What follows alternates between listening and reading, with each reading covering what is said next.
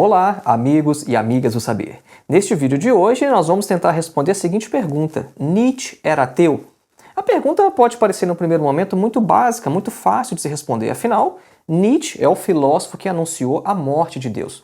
Só que quando a gente começa a pesquisar aí sobre esse tema na internet, a gente encontra informações absurdas. Por exemplo, eu mesmo vi um fórum dizendo que Nietzsche não era ateu porque ele propunha o restabelecimento do culto a Dionísio. Umas coisas absurdas, mas você encontra isso na internet. E isso pelo fato de Nietzsche ser um filósofo muito aberto, muito fácil de ler. Não obstante, ele seja difícil de compreender. Assim como Platão. Nietzsche e Platão são filósofos fáceis de ler, mas difíceis de compreender.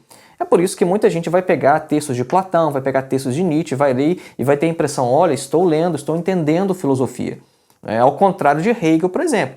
Hegel, você pega 2 páginas da Fenomenologia do Espírito, você não entende nada e abandona aquilo. Então, Hegel, por exemplo, um filósofo mais difícil, ele é um filósofo mais protegido de ter pessoas leigos falando bobagem sobre ele. Não é o caso de Nietzsche, por exemplo. É um filósofo fácil de ler. E as pessoas acham que estão entendendo e começam a falar um monte de bobagens. Então nós vamos brevemente nesse vídeo falar sobre isso. Nós vamos mostrar que a resposta a essa questão Nietzsche era ateu não pode ser tão simples como um sim ou um não.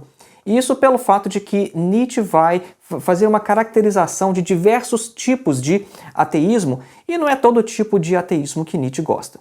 Então vamos lá, acompanhe.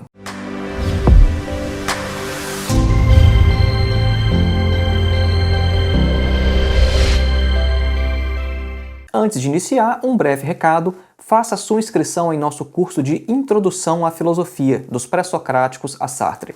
O nosso curso tem mais de 14 horas de duração, é um curso que você pode fazer com total flexibilidade porque não tem data nem de início e nem de término e você ainda recebe um certificado ao final. O objetivo deste curso é colocar você em contato direto com alguns dos principais textos de toda a história da filosofia.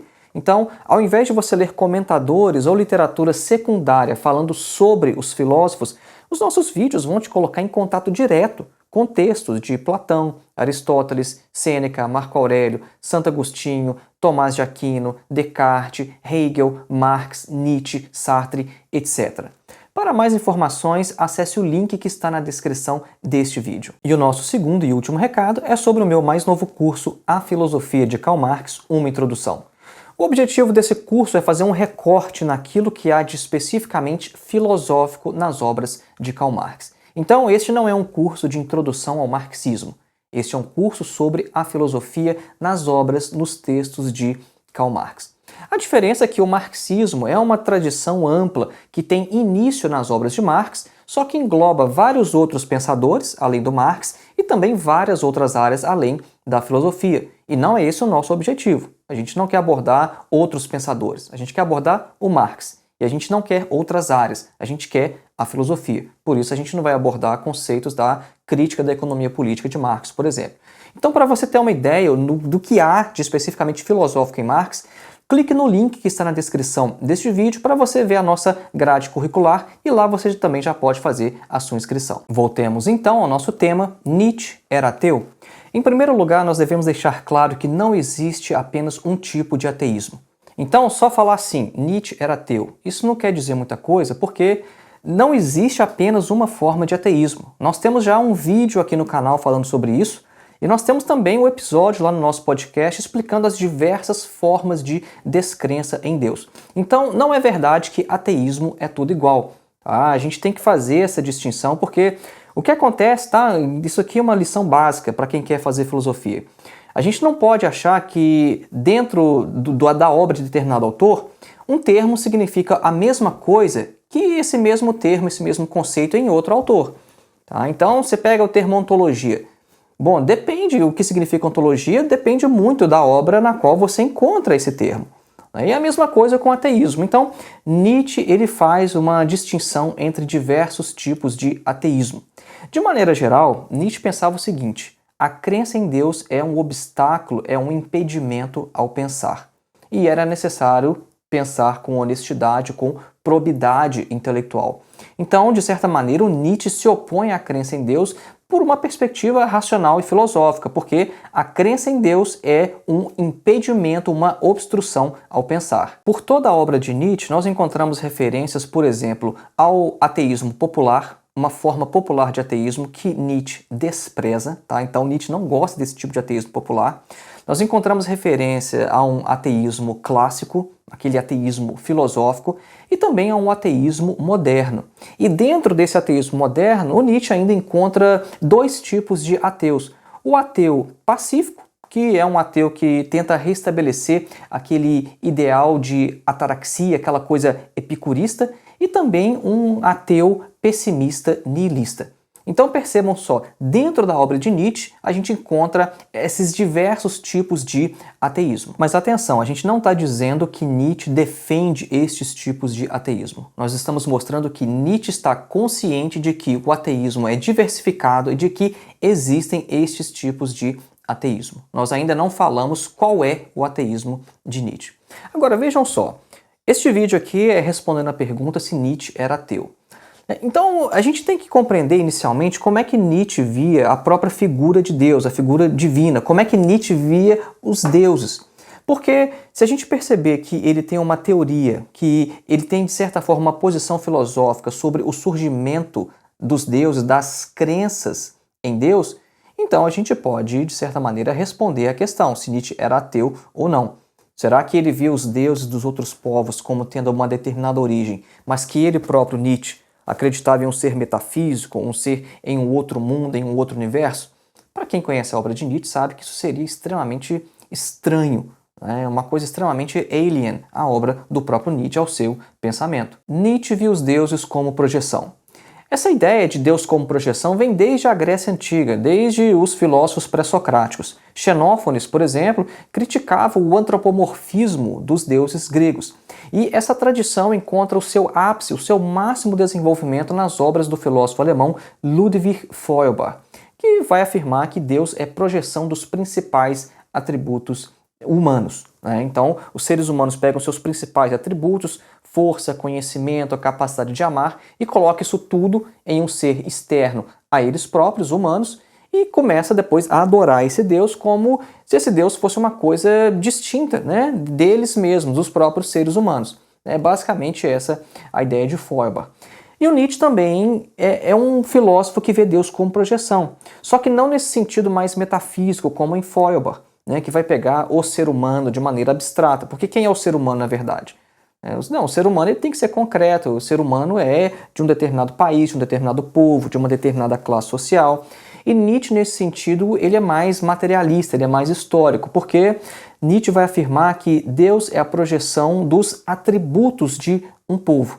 E isso ele vai afirmar de maneira bem clara em sua obra O Anticristo, que é uma obra já de sua maturidade, escrita pouco antes, né, dele entrar em completo colapso por causa de sua doença. E eu estou aqui com a edição crítica das obras de Nietzsche, né, essa edição crítica é de autoria do italiano Massimo Montinari. Nessa obra, Nietzsche vai fazer uma análise histórico-genealógica dos deuses.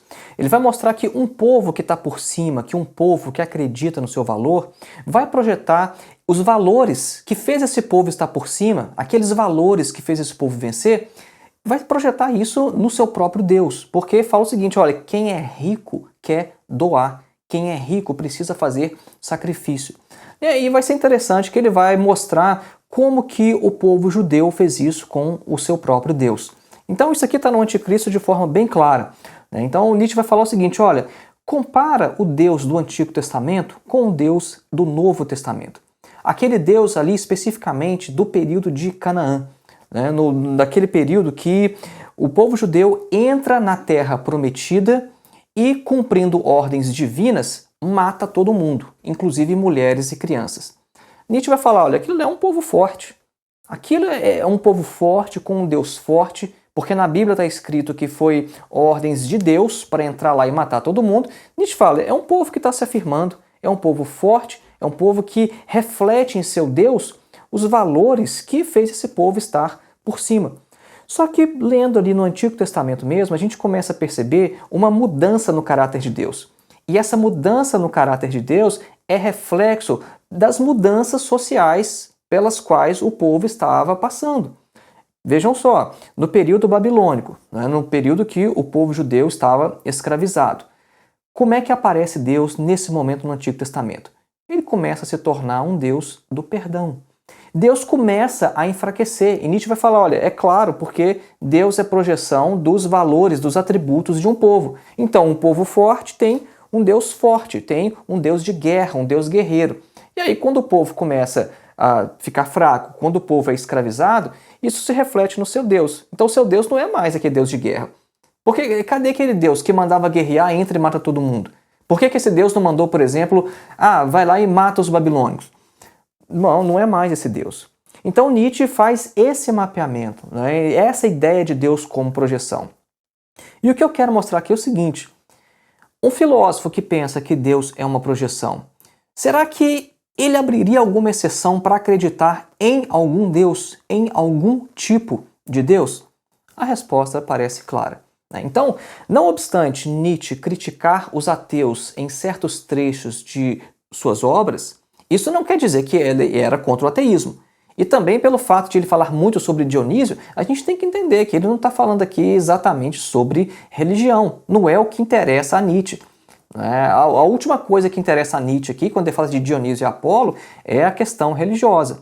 Então a gente tem que ter claro, Nietzsche não queria restabelecer culto a Dionísio coisa nenhuma. Nietzsche não queria inaugurar uma nova religião ou então reavivar um culto antigo. Tá? Isso é completamente estranho ao pensamento de Nietzsche.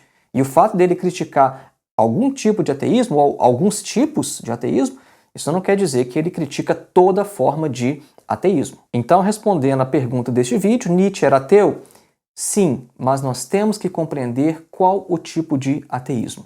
O verdadeiro ateísmo para Nietzsche era um ateísmo que eliminava não apenas a crença em Deus, mas também o sentimento de culpa, o sentimento de dívida, para ser mais exato.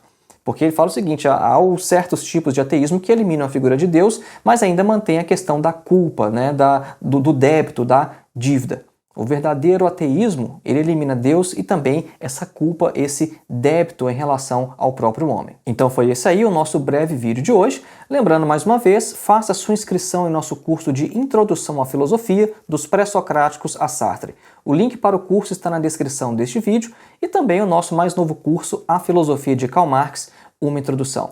E lembrando, nós temos um clube de leitura que funciona através da área de membros aqui do canal. Se você se tornar membro do canal, você vai ter imediatamente acesso a todos os vídeos que nós já publicamos aqui do nosso clube de leitura e vai poder participar, acompanhar o clube no momento em que ele acontece. Além dos vídeos que nós publicamos explicando as obras, nós temos também encontros mensais, nos quais a gente discute e encerra a obra que foi lida naquele mês. Um grande abraço e até o próximo.